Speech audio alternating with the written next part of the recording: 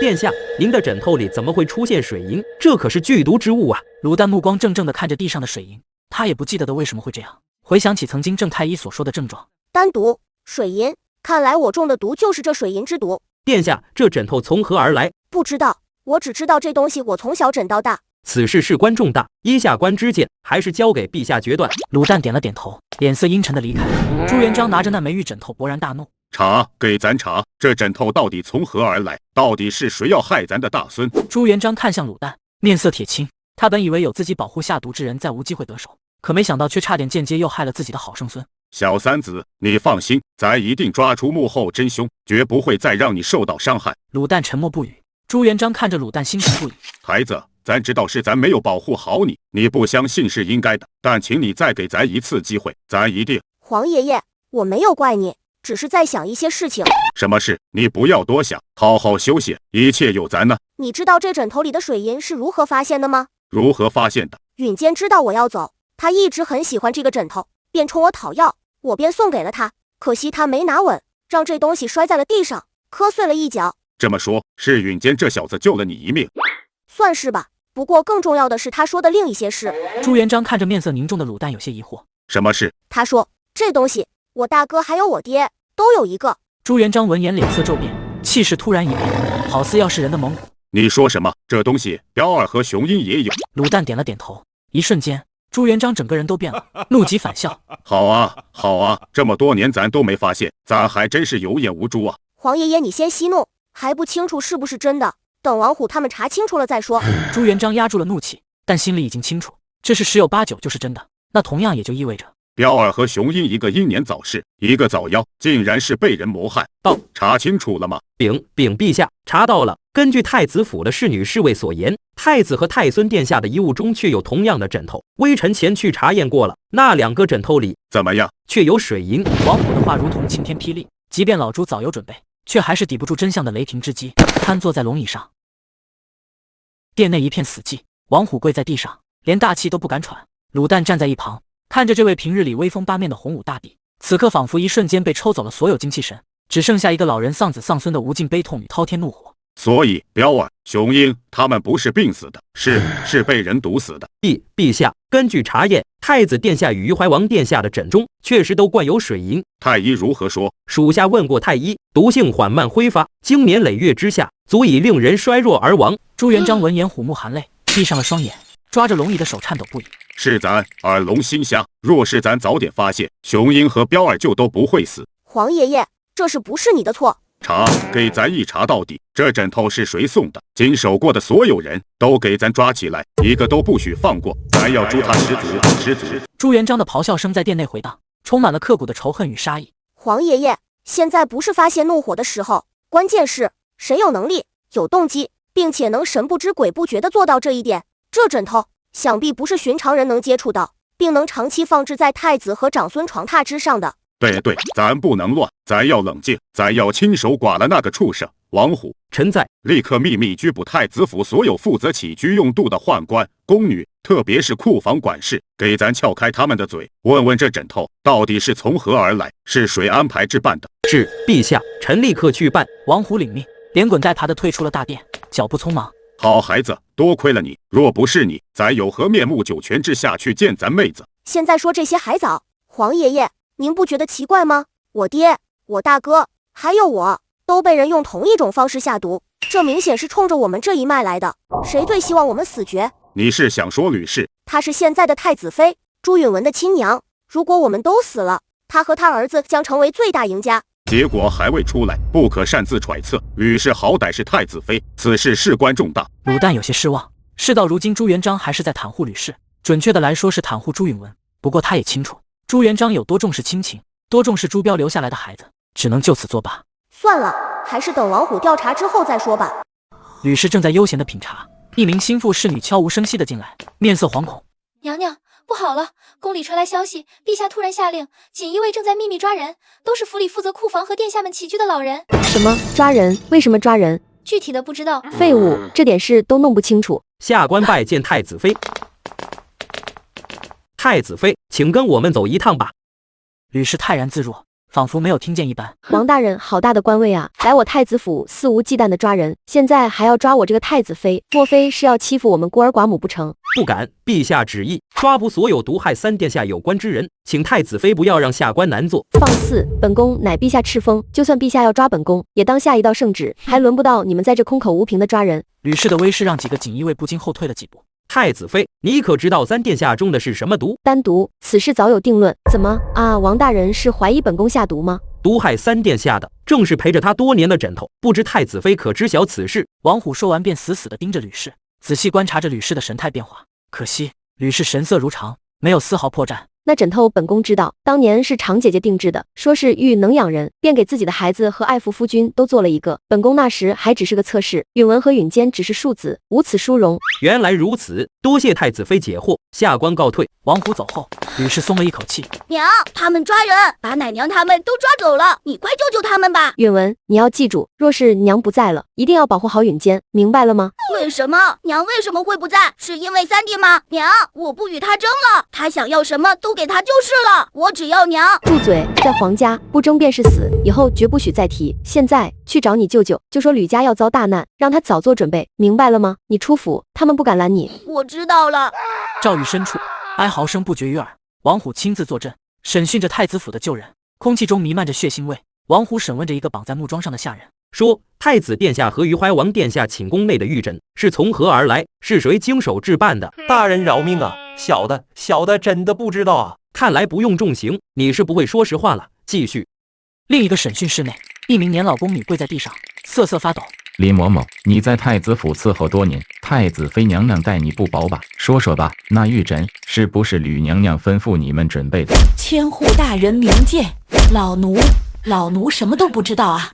那东西是前太子妃让人做的，老奴只知道那东西是江南的一个工匠打造的，其余的真的不清楚啊。匠人？哪个匠人？现在何处？是江南的一个皇商手下的大家，听说几年前就病死了。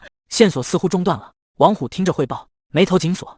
病死了，这么巧？去查那个匠人的家属，查他所有的社会关系，还有继续审，重点审问吕氏从吕家带进太子府的心腹。我就不信一点蛛丝马迹都找不到。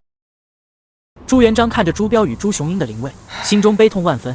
王虎此刻正跪在一旁，而卤蛋则面露震惊之色。又是常事，你确定吗？陛下，微臣盘问过了，所有人都一口咬定的确是前太子妃派人定做的枕头。微臣也调取了工匠手里的记录，发现确实如此。不可能，怎么会是我娘？上次是这样，这次也是这样，他们是欺负我娘早死，死无对证嘛。行了，你先回去吧，此事以后再议。不行，我绝不同意。今天我势必要查出真凶，还我娘一个清白。够了！朱元璋拍案而起，看着卤蛋，眼神充满了复杂。回去吧，相信朕会抓住凶手的。卤蛋看着朱元璋充满血丝的双眼，不由得心中一软，只得点了点头离开。见卤蛋离开，朱元璋深深叹了口气，闭着眼睛摆了摆手。接着说吧。虽然却是前太子妃要求定做，但微臣查到那些枕头出自江南一家皇商的工坊手中，臣暗中派人调查此皇商背后之人。吕家是，不过是吕家旁支的小姐的婆家，并且从一位嬷嬷的口中得知，吕氏曾经跟前太子妃谏言，说玉可养人，枕玉可以安眠。那时太子殿下忙于政务，已经数月不曾睡过一个好觉了，所以常家那丫头才会想着给彪儿做个枕头，结果非但害死了彪儿，还害死了雄鹰，甚至还差点连允腾也没能幸免，是吗？是。朱元璋深吸了一口气，饶是他杀人如麻，此刻也被真相惊得浑身发冷。咱自参加义军以来，出生入死无数，还从未像今天这样害怕过。咱参军是恨园廷无道，更贪官污吏，地主老财荼毒百姓。没有他们，咱爹娘兄弟也不会一个接一个的乐死。陛下，王虎想要劝慰朱元璋，可实在不知说什么好。吕家吕氏竟然用常家丫头对彪儿的爱，对孩子的爱下手，如此用心，便是天下最毒的毒蛇也不及其万一。怪不得老话曾言，最毒不过妇人心。陛下，是否要我抓住吕氏，抄灭吕家满门？现在都只是一些猜测，没有实际证据。朱元璋思索了一阵，最终还是下令传朕旨意，先把吕氏抓起来，咱要亲自审问。吕氏，你还是不招吗？父皇，儿臣从未做过，不知道父皇要儿臣招什么。朱元璋叹了口气，吕氏身上满是伤痕，他不招，锦衣卫也不敢对他用酷刑，即便是朱元璋也无法这么做。你的确很聪明，做事天衣无缝。咱可以告诉你，即便到现在也没有任何证据。父皇，君要臣死，臣不得不死；父要子死，子不死便是不孝。儿臣对允腾确实疏于教导，陛下若因此降罪，儿媳绝无怨言。只是父皇不可辱我名声。事到如今你还嘴硬，是清楚咱没有证据不能杀你，可你应该知道，咱不需要证据，一样可以让你还有你背后的吕家彻底覆灭。父皇，从儿媳嫁入朱家开始，就是朱家的儿媳了，吕家如何，与儿媳并无瓜葛。你倒是够狠，哪怕牺牲整个吕家也在所不惜。看着吕氏如此拒不认罪的模样，就连朱元璋也忍不住欣赏，甚至心里的答案也稍微动摇了几分。罢了，那再过几日再来审你。朱元璋无奈之下，只得与王虎走出了审讯室，而审讯室门外，卤蛋早已等候多时了。皇爷爷，怎么样？那吕氏招了吗？他不会招的，一旦招了，吕家和宇文就全完了。他谋划这么久，绝不可能招的。卤蛋沉吟片刻，心生一计，让我来吧，我保证他招供。殿下，不是下官瞧不起您，连锦衣卫和陛下都没办法，您就别费劲了。让我试试吧。那吕氏好歹是你名义上的母亲，你这个大儿子的对母出手，将来天下人该如何看？不行。这样吧，我保证不对他用刑，保证他身上不会受一点伤害，怎么样？卤蛋再三坚持，朱元璋思索片刻，只得答应。好吧，王虎，你跟着他。不用，此法只能我一个人去。卤蛋信心满满的走进了审讯室。是你？怎么，陛下都审不出来什么，你还怀疑本宫？别装了，这里就咱们俩，皇爷爷他们都走了。这小子想诈我，你还太嫩了点。不说话了，是不是以为我骗你？说着，卤蛋打开了门，门外果然空无一人。怎么样，没骗你吧？无论如何，本宫从来没有害过你，也没有害过夫君和雄鹰。我好像从来没说过你害过我爹和我大哥吧？吕氏目光一凛，随即一笑。想诈我，本宫早已知晓，你不过是想把夫君和雄鹰的死嫁祸到本宫头上，本宫绝不屈服。你我都清楚，我早就认为你是凶手，所以不管你是不是，在我心里你都得死。既然如此，你还废什么话？杀了我！你若不杀我，本宫发誓，从这里出去以后，定要向天下人控诉你这个不孝之徒。吕氏如同疯魔，不断叫嚣着让卤蛋杀了自己。别叫了，你让我杀你，无非就是想让我背负一个弑母的名声。天下人绝不允许一个弑母的不孝之人荣登大宝，到时那个位置自然落到了你的宝贝儿子手里。那又如何？你敢吗？本宫出去，一样能让你遗臭万年。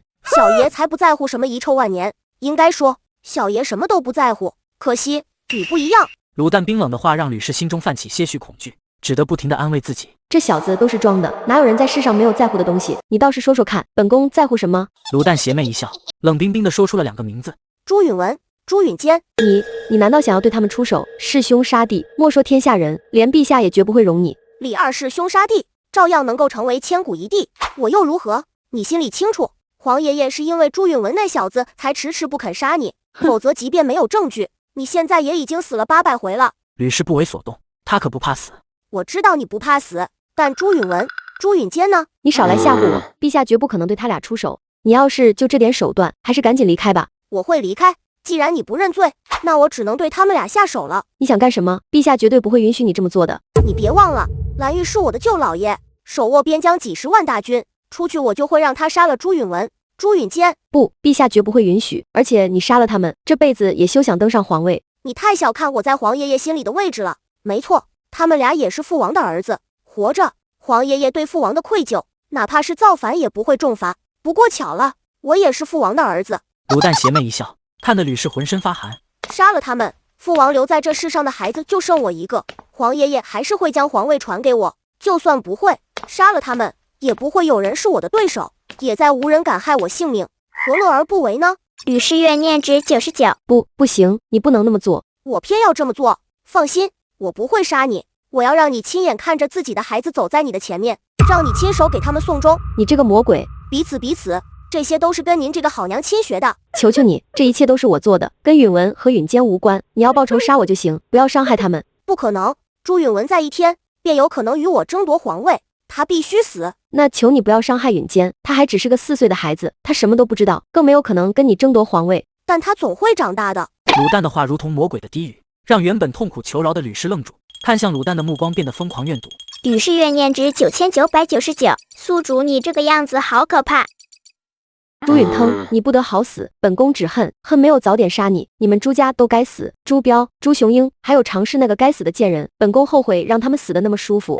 你承认了？吕氏冷笑一声，看着鲁蛋露出得意之色。本宫承认了又怎么样？那枕头是我按时尝试做的，也是我推荐的那家工匠。那个蠢女人不过是运气好一点罢了，凭聪明才智、学识胆魄，哪一样比得上本宫？呸！你这种毒妇也配与我娘比？可她死了，临死的时候还哭着让本宫照顾好你。可她不知道，本宫借了她的手弄死了她夫君和她儿子。她临死还托她的仇人照顾自己的儿子。你说她是不是天下最蠢的蠢人？我懒得与你逞口舌之争，自有皇爷爷处置你。他会送你们一家去下面给我父王母妃忏悔的。鲁蛋转身准备离开。你休想！陛下来了，本宫还是什么都不会承认。等本宫出去，早晚要你死无葬身之地。吕氏看着鲁蛋的背影，露出得意之色，眼中满是病态的快感。鲁蛋转身，露出一丝神秘的微笑。不用你承认，你的罪状我已经准备好了。吕氏不屑一笑，只当鲁蛋不过又是在吓唬自己罢了。本宫可不记得签过什么罪状，本宫警告你，吕氏话还没说完，却见鲁蛋掏出一个从未见过的发光的小镜子。本宫承认了又怎么样？那枕头是我按时尝试做的，也是我推荐的那家工匠。看着手机里播放的内容，吕氏不敢置信地瞪大了双眼。这是什么东西？这天下怎么可能会有这种东西？说了你也不懂，怎么样？这份罪状够权威吗？妖怪，你是个妖怪，怪不得你性情大变，怪不得你能拿出这种妖物。我要告诉陛下处死你！别挣扎了，你死局已定，只要我将此事传出去，别说你，就连你的2个儿子也不可幸免。吕氏彻底放弃了挣扎，整个人仿佛失去了所有力气。是我输了，允腾，求你，允文和允坚是无辜的，他们真的什么都不知道。就算你要杀允文，也求你放过允坚。只要你认罪，我可以答应你，朱允文只要不再跟我争夺皇位，我会让他当个闲散王爷。至于允坚，这孩子我很喜欢，何况他还救了我一命，我会保他一世平安。吕氏点了点头，露出一副凄美的微笑，看着鲁蛋露出遗憾之色。你若是我的儿子，该多好啊！求你别告诉允文和允坚。鲁蛋摇了摇头，转身离开。鲁蛋带着吕氏的罪状和手机来到了皇宫，将2样东西全都给朱元璋看了一遍。为什么不能昭告天下？得知朱元璋要秘密处死吕氏，鲁蛋1万个不解。这个毒妇杀了我爹、我娘，还有我大哥，若不能将他的罪行昭告天下，如何能对得起我父母的在天之灵？老邓，你难道老糊涂了吗？你懂什么？此事乃是皇家丑闻，若是昭告天下，所有人都将知道朱家娶了一个毒妇，还杀了太子和皇孙，天下如何看待朱家，看待你？我不在乎。可咱不能不在乎，咱绝不允许大明的下一代皇帝有任何污点，一切的罪恶和抨击由咱来承担。咱做错过许多事，不在乎再多几件。没人要你背负这些，即便是圣明如太宗皇帝又如何？不过是些许骂名，1000年之后是非功过自有后人评说。更何况，为何连吕家也不处置？不是不处置，而是暂时搁置。吕家也是名门望族，若是突然将他们全部处死，如何堵住天下悠悠之口？这也不行，那也不行，那干脆把他们都放了，让他们把我杀了，把咱老朱家屠个干净，一了百了。朱元璋无言以对，整个人仿佛苍老了几十岁。本就60岁高龄的他，如今却如同80岁的枯槁老人。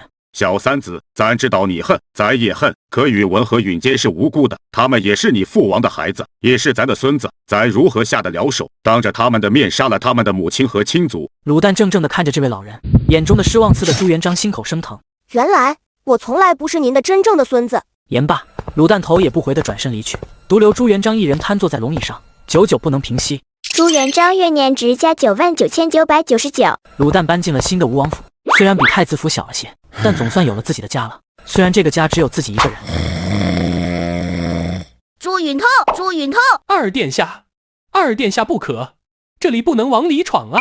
朱允文气势汹汹地冲到了吴王府内，看着正坐在躺椅上的鲁蛋，在鲁蛋震惊的目光中跪在了鲁蛋面前。三弟，求求你，我不会跟你争夺皇位了，我也不会再跟你争夺皇爷爷的宠爱。母亲，她都是为了我，这一切都是我的错，求求你放过我母妃吧。鲁蛋叹了口气，上前将朱允文扶起。抱歉，我救不了他，这一切都是咎由自取，你和老四才是无辜的，回去吧。不，这里面一定有什么误会，不过无所谓，一切都是我的错，就让我替母亲去死吧。三弟，求求你，皇爷爷最喜欢你了，只要你求情，他一定会放过母亲的。鲁蛋看着痛哭流涕的朱允文，心中不忍，说到底眼前这个建文帝如今也不过是个10来岁的孩子。你母亲杀了父王，杀了我母亲，杀了大哥，还要杀我，你让我如何救他？又凭什么救他？不，这不可能，母亲怎么可能这么做？你一定是骗我的。是不是骗你？你自己去问你母亲吧，只是别带着老四，他还小。朱允文擦了擦脸上的眼泪，狠狠地看了鲁蛋一眼，头也不回地离开了吴王府。殿下就这么告诉他，真的好吗？他会不会跟他娘一样？一个孩子，就算他真有这个心，我接着便是母妃，母妃。牢里早已准备等待死亡降临的吕氏听到了朱允文叫喊，连滚带爬的来到牢门，隔着栅栏见到了朱允文。允文，你怎么会来这里？快走，这不是你该来的地方。娘，允腾说你杀了父王，还杀了大哥，这是真的吗？他告诉你的，他答应过我，不会告诉你们的。是我逼他的。母亲，你告诉我这些都不是真的。允坚知道吗？他不知道。母亲，你不可能回答我。所以允腾说的是真的，对吗？你为什么要杀父王？得到了真相，朱允文却完全不敢相信，在他的眼里，自己母亲是全天下最好的人，是那个自己生病几天几夜都不合眼的慈母。与谋杀父亲的毒妇完全不同。不要说了，允文，我要你记住，娘走以后，你一定要照顾好你弟弟，去找你舅舅，他会保护你们的，好好的活着，不要再跟朱允腾斗了，你斗不过他。我不相信，这都不是真的。娘，你放心，我一定会救你出去的，我去求黄爷爷。一文，朱允文头也不回的跑走了，任凭吕氏如何叫喊，都换不回那个小小身影救母的决心。朱元璋坐在轮椅上，桌上摆满了奏章，他已经几天没有合眼了，更没有心情管什么政务，只能闭着眼睛假寐。黄爷爷，黄爷爷！朱允文的喊声将朱元璋惊醒。黄爷爷，求求你，饶我母妃一命吧！朱元璋神色复杂的看着朱允文，不知该如何向朱允文解释。黄爷爷，我知道我母妃做了很多错事，但不论是什么，都是为了我，我才是该死的那一个。黄爷爷，求你成全孙儿，就让我一命抵我母妃一命吧。允文，你不知道你母妃犯了什么错，咱不能饶她，天下也不可能饶她。不，黄爷爷，你从小教导我要孝顺，我怎么能眼睁睁的看着母妃死？求求你，黄爷爷，就让孙儿替母妃去死吧，孙儿绝无怨言。朱元璋张了张嘴，想说朱允文这么做不值得，可却始终说不出口。正在此时，王虎的声音传来：“陛下！”王虎冲了进来，见到朱允文在这里，大吃一惊。见到朱元璋点了点头，连忙跪下：“陛下，太子妃在狱中自杀了。”什么？母妃她？朱允文瞬间好像失去了所有的力气，瘫坐在地上。朱元璋摸着他的脑袋叹了口气：“你母亲虽然做了太多错事，但她确实是为了你好。”朱允文泣不成声，朱元璋只能摇了摇头，看向王虎：“昭告天下，太子妃吕氏突发恶疾，太医医治无效，不幸逝世。”是。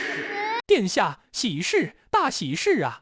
正在躺椅上晒太阳的鲁旦突然听到王德大喊大叫，不耐烦地站起身：“烦死了！什么喜事？太子妃死了，王大人说是在诏狱里畏罪自杀，陛下已经昭告天下，说太子妃病死。这算什么好消息？那个老登到现在还在乎他那个狗屁的皇家颜面，可不敢这么说啊！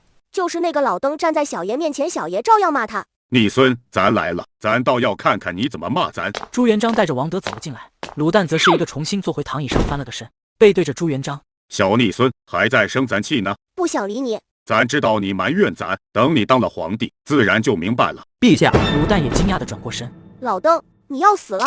朱元璋怨念值加99。老子身体好得很，你个逆孙，巴不得咱早点死啊！你那么着急传位给我干嘛？我还以为你要死了呢。不知怎么的，虽然鲁旦的话不是很好听，但老朱听着倒是美滋滋的。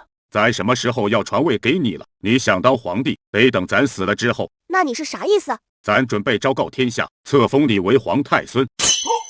朱允文失魂落魄地来到吕家，被吕阳接到了府内。允文，节哀顺变，阿姐的事情我听说了，没想到这么突然。舅舅，母妃她不是病死的，她是为了我自杀的。什么？到底是怎么回事？阿姐她是怎么死的？死在哪？母妃她是死在诏狱。诏狱二字一出，吕阳浑身一颤，顿时明白了所有。完了，吕家真的要完了。舅舅，我想请你帮忙，我要当皇太孙，我要由了朱允腾，我要为母妃证明。看来这孩子还不知道真相，说明陛下没有告诉他，那就还有机会。外甥，你放心，舅舅一定让你当上皇太孙。谢谢舅舅。事到如今，这也是吕家唯一的机会了，朱允腾绝不能留。月黑风高，吴王府内一片寂静。鲁旦刚刚打发走絮絮叨叨的王德，正准备就寝，突然一阵极其轻微的瓦片摩擦声传入耳中。房顶有人，大晚上上房顶，难道是武林高手？鲁旦正准备出门看看，万一要是什么武林高手，就拜他为师。要是女师傅就更好了，我最擅长骑师灭祖了。几道寒光突然从窗外射了进来，鲁旦连忙趴下堪堪躲过。王德，有刺客！鲁旦一边高喊，一边爬到了桌子底下。有刺客，抓刺客，保护殿下！门外传来王德惊恐的叫声和短兵相接的脆响，但很快便戛然而止。看来小爷这吴王府的护卫还是很给力的嘛。目标在此，格杀勿论。你们是什么人？谁派你们来的？少废话，三殿下，你今日难逃一死。这可怎么办？系统，给我抽奖！恭喜宿主获得左轮手枪1把，子弹100发。童子，你帅爆了！看来你已经吓傻了，竟然开始胡言乱语了。刺客得意之际，正准备动手，却见卤蛋掏出了一个奇怪的铁器。大人，时大变了！刺客头领身后的一名刺客顿时中枪倒地，随后卤蛋接连几发子弹，还站着的就只剩下头领一人。火铳，你竟然随身带着火铳！说，谁派你来的？小爷可以饶你不死。头领冷笑一声，刚准备动手，卤蛋一枪打在了他的腿上。说不说？不说我一枪打死你！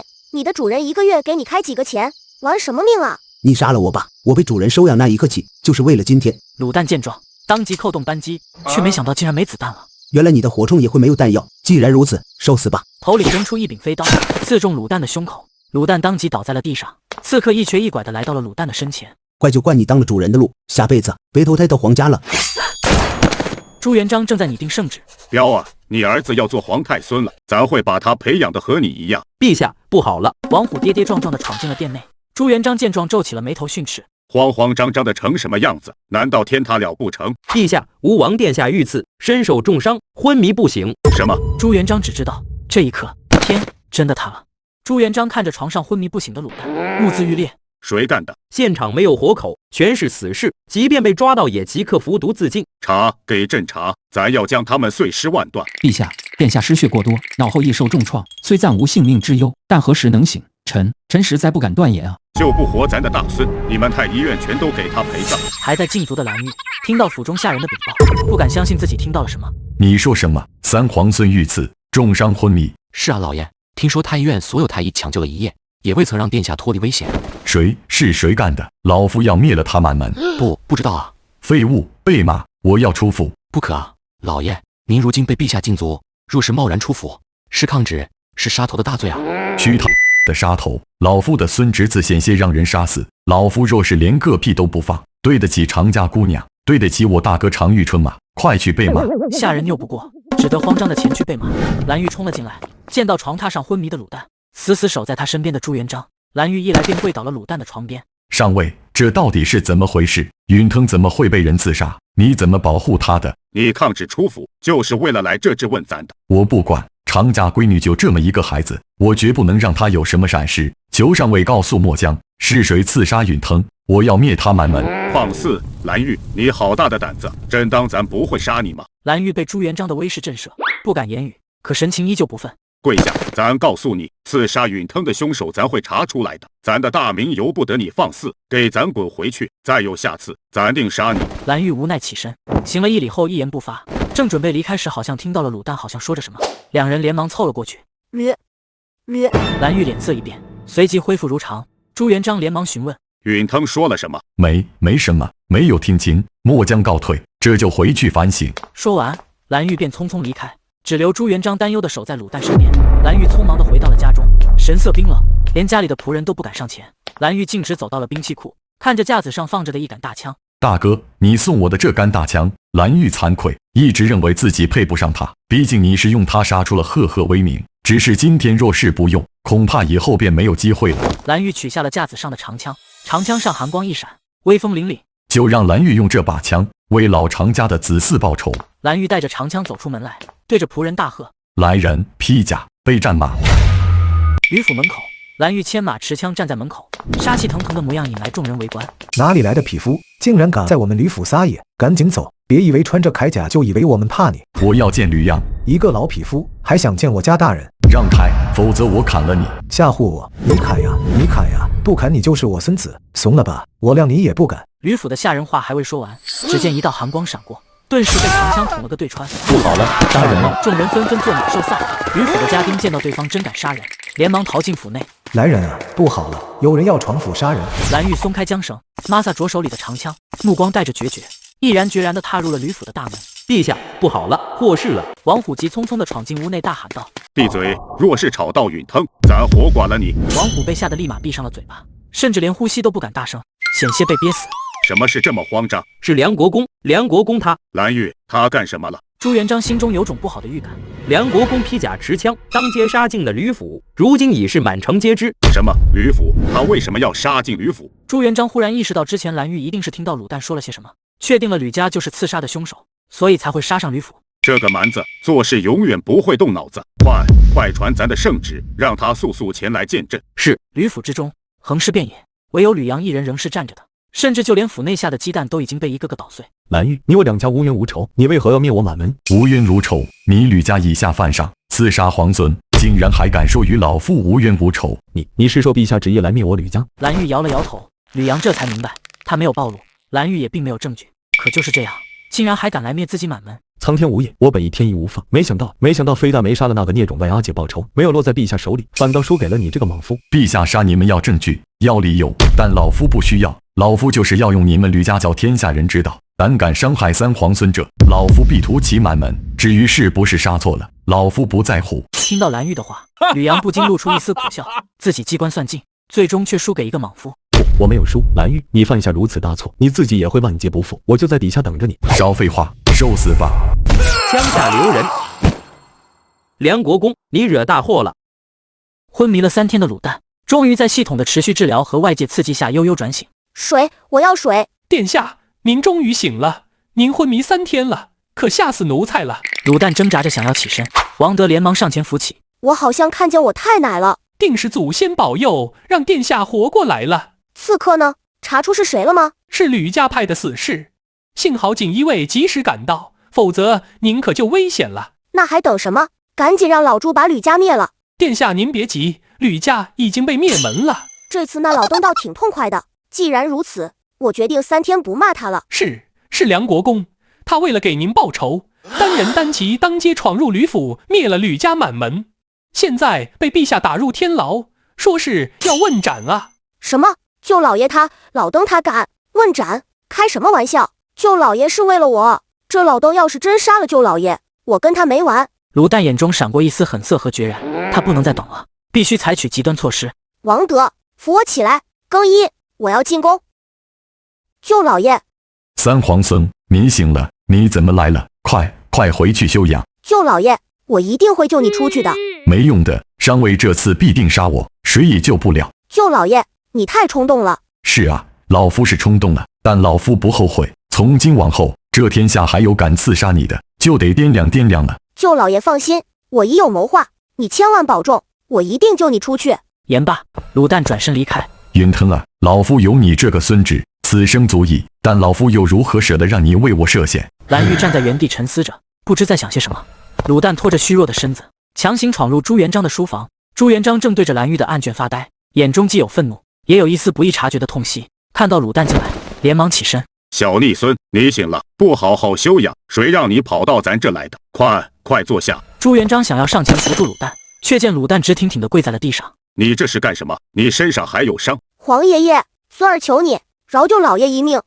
饶他抗旨不遵，擅杀大臣，屠人满门，视国法如无物。此等狂徒，不杀不足以正朝纲，不杀如何对天下人交代？吕家派人杀我，舅老爷是为我报仇，何错之有？可没有证据他便屠人满门，更何况是当街冲上，闹得整个京城无人不知。现在文武百官全都上奏要咱杀了蓝玉，咱就是想放他也放不得。没有证据，那就搜，我就不信没有蛛丝马迹。你以为咱没有想过吗？吕家换杨死是刺杀你的证据，锦衣卫早就摆在咱的案前了。可你认，我认，天下人不会认，天下人只会觉得为了保蓝玉，咱给吕家罗织罪名。那又如何？证据确凿，总有一天他们不得不认。你不明白，蓝玉此举已经激起民愤，更重要的，抗旨不遵已经不是第一次了。若不杀他，皇帝威严何在？圣旨威严何在？说了半天，你不在乎是谁刺杀我，你也不在乎真凶是谁，你只在乎你自己，还有你屁股底下的那个龙椅。你说什么？咱做这一切都是为了你，为帝者怎可感情用事？咱不能让一群抗旨的反贼辅佐你，你明白吗？我不在乎，若做皇帝连人不是了，我宁愿不当。朱元璋指着卤蛋浑身颤抖。你，咱是眼睛瞎了，才认为你像咱，尖嘴猴腮，一点没有帝王之相。那你就把这个位子做到死，千万别传给我。放肆！你就是这么跟咱说话的，咱看你是昏了头了。来人，把吴王速回府去，没有咱的旨意，不许踏出府门半步。王虎带着锦衣卫应声而入，几名锦衣卫刚要动手，便被王虎拦住。皇爷爷，你若执意要杀舅老爷，就别怪孙儿不孝了。怎么，你还想威胁咱不成？你太小看咱了，咱倒要看看你能怎么样。孙儿自然不敢威胁皇爷爷，只是你也小看我了。卤蛋话音刚落，王虎便冲几名锦衣卫使了个眼色，几人顿时站在了卤蛋身前，只拦住了朱元璋。王虎，你们你们想造反吗？陛下恕罪，三殿下对我等有知遇之恩，更视我等草芥为兄弟。臣不是背叛陛下，只是拦住陛下，不让陛下阻止三殿下救梁国公。朱元璋看着眼前这群自己一手培养起来的鹰犬，竟然在关键时刻集体倒戈，保护那个逆孙来对付自己，一股冰寒彻骨的凉意从脚底直冲头顶，紧接着是无边的愤怒和一丝莫名的欣慰。这小子竟然不声不响地把朕的锦衣卫都策反了，好得很。朱允腾，你真是咱的好圣孙啊！皇爷爷，对不起，但舅老爷我必须救，等救了舅老爷，孙儿再回来给你磕头请罪。滚，都给咱滚！王虎，带我去赵狱。是。卤蛋手持伪造的圣旨，来到赵狱之中，蓝玉的牢房门外，刚到门口，便见蓝玉吊在天花板上 cos 晴天娃娃。快救人！王虎连忙打开牢房，将蓝玉救了下来。在卤蛋一番心肺复苏下，蓝玉大气一喘，醒了过来。允腾，你也死了，大哥啊，是我的错，竟然连累你外孙一块下了地府。上尉，你好狠的心啊，虎毒还不食子啊！别嚎了，舅老爷，我是来救你出去的。什么？上尉不杀了我了？那倒没有，我把锦衣卫策反了，把皇爷爷软禁了，然后过来救你出去。蓝玉听得目瞪口呆。你确定是救我，而不是咱们一块死定了？放心吧，就是请皇爷爷在宫里休息几天。舅老爷，京城我们不能待了，我们去边疆，等咱们打到西伯利亚戴罪立功，小爷亲自回来让那个老登传位给我。蓝玉看着眼前这个年仅8岁，却已然展现出惊人魄力和手段的孩子，虎目含泪，重重一拍卤蛋的肩膀。好小子，有种，像你老爷。走，咱们去边疆，舅老爷这辈子就跟定你了。咱们爷俩一起给大明开疆拓土。一老一小趁着夜色，被几名锦衣卫护送着离开了京城，向着北方边疆疾驰而去。而皇宫之中，坐在龙椅上朱元璋听完了王虎的汇报，大笑3声。这小子不愧是咱的主，若他真能做到，这位子咱给他又何妨？